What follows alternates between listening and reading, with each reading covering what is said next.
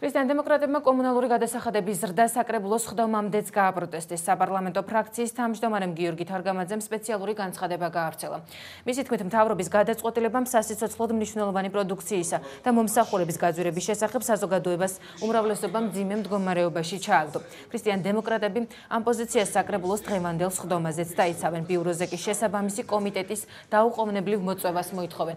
აღნიშნულ შეხვედრას საპარლამენტო ოპოზიციური ფრაქციის თავმჯდომარის თქმით, მთავრობის და მარეგულირებელი კომისიის ის წევრები უნდა დაესწრონ, რომლებმაც ხელი შეუწყეს წყლის ტარიფის მატების თარგამაძის თქმით არაკანონიერ გადაწყვეტილებას.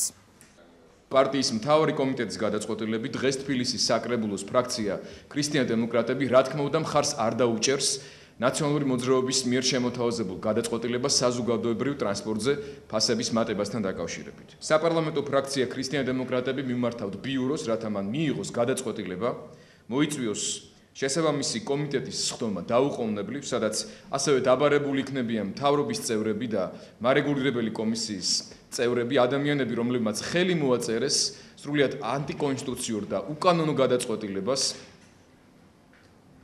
წყლის ტარიფების მატებასთან დაკავშირებით. მიმართავთ ყველა გზას, მათ შორის სასამართლოს არჩევს, რათა ერთის მხრივ ხელისუფლება და მეორეს მხრივ კომპანია თბილისის წყალი ვაიძულოთ შეასრულოს ხელშეკრულებით, პრივატიზაციის ხელშეკრულებით ნაკისრი ვალდებულებები